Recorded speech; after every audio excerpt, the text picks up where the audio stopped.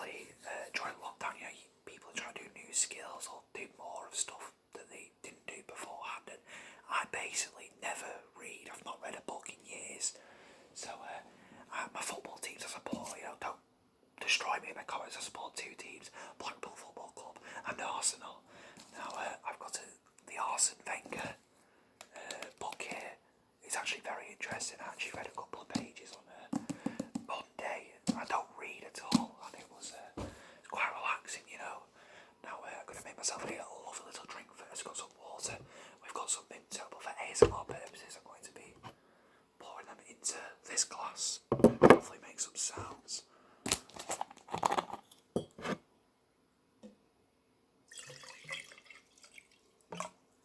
Don't know if that's too much, to be honest. Absolute shambles. We'll rock and roll with it. I think I've put too much juice in.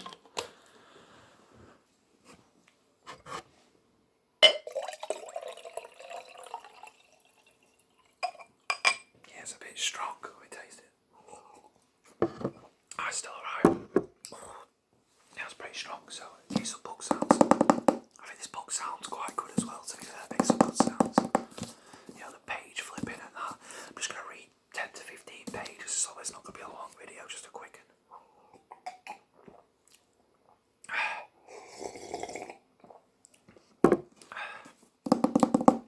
I was up to page 20 last time I read.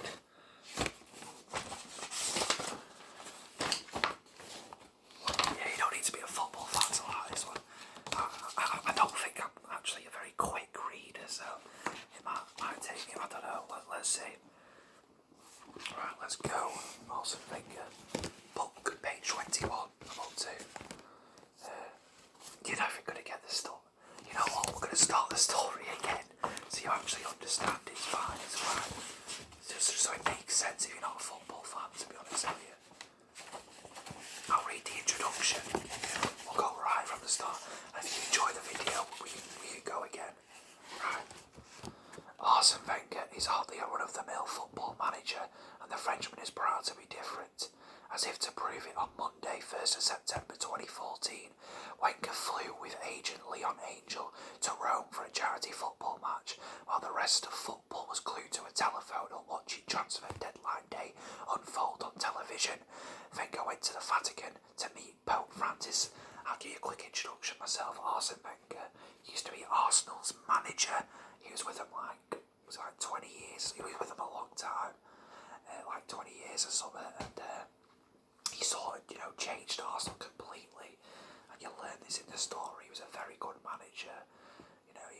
He's the only manager to take a team go invincible for an entire football season.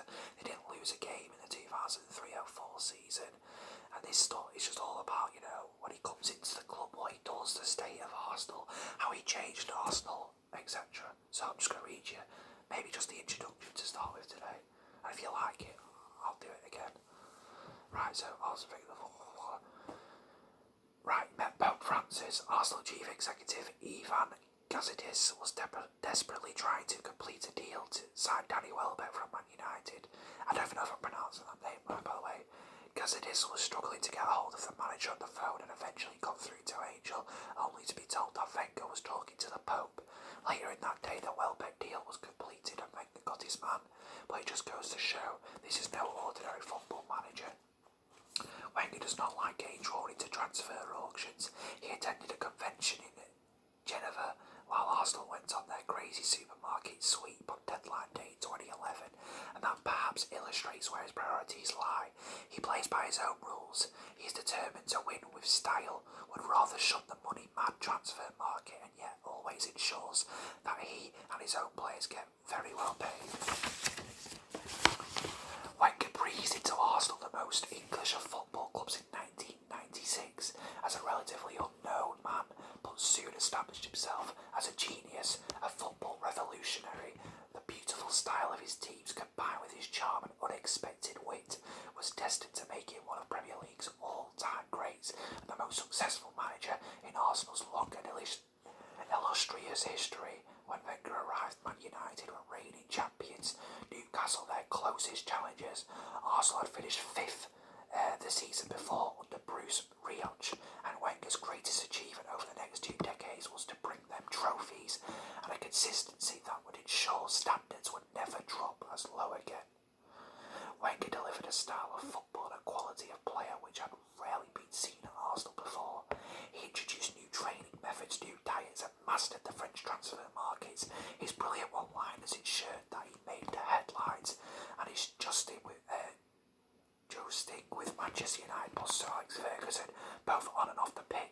established one of England's football's greatest rivalries.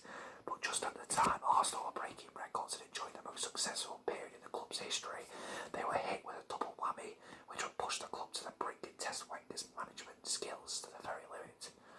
Roman Abramovich, Russia's revolution, bankrolled Chelsea. Russian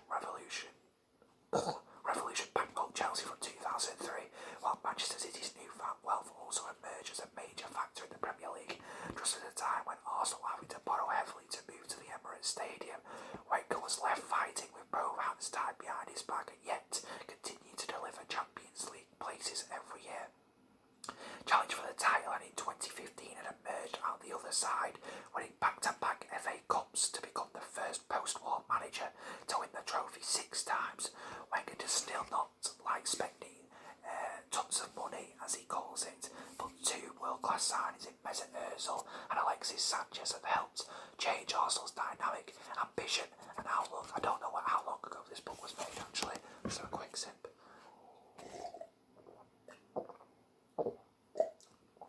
Perhaps more than any other recent big game, Wenger was able to bring it all together in the 2015 FA Cup final when they beat Aston Villa 4-0. The mixture of pace, power and movement showed Arsenal at their best. They had struggled under the pressure of expectation. The slow, heavy Wembley pitch had been favourites in previous games against Wigan, Hull and Reading, but here finally was what Arsenal were about under Wenger. Ozil glided across the pitch. Sanchez revelled in the big match occasion. Santi Cazorla orchestrated the play while Theo Walcott's pace stretched Aston Villa's defence to its limits. Arsenal didn't just win, they won with style, which is so important to Arsene Wenger. There is always a debate in football about whether it really matters how you win, just as long as you win. Pragmatists such as Jose Mourinho, Rafa Benitez put winning before anything, and when they were lifting trophies, that seemed to be all that mattered. But Wenger believed it goes deeper than that. Talking in May 2015, he gave a fascinating insight into why he believes it's important to entertain as well as win. Let's not forget you can win and lose with different styles, said Wenger. I believe that the club has a responsibility to win, but also to win in style. I believe our sport has moved forward a lot on the physical side, tactical side, and we must not forget the values that it carries through the generations. One of them is the vibe going out to the team, going into the stand. Doesn't lie. I always like to think that the guy who wakes up in the morning after a hard week at work has that moment, that fraction of a second where he opens his eyes and says, oh, today I get to watch my team. I like to think it makes him happy. He thinks he can see something special. We can't guarantee that, but we have to try. It's amazing the effect you can have on these people's lives. That seemed to come together again in 2015. There have been many highs and some lows during Wenger's reign at Arsenal. The Premier League and FA Cup doubles in 1998 and 2002, followed by the history-making invincible season in 2003-04 when they won the title unbeaten. With some of the best moments after that, however, Wenger became as much accountant as football manager during his move to the Emirates Stadium.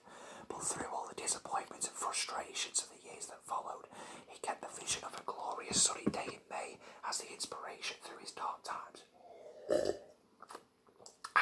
His philosophy may frustrate some indeed. It often annoys and upsets his own players, but Wenger sets up to attack and win.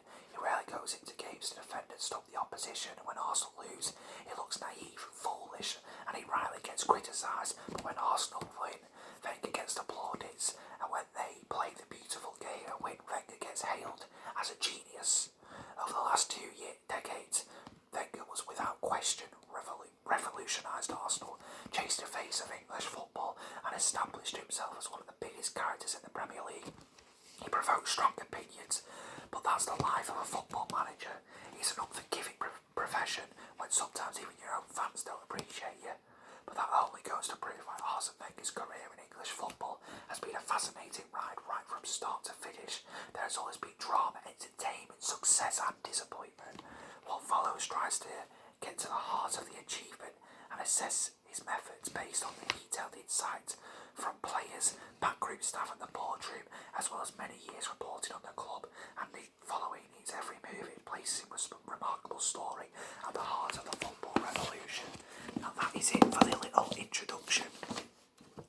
Once again. Yeah, if you enjoyed this video and you'd like to see me continue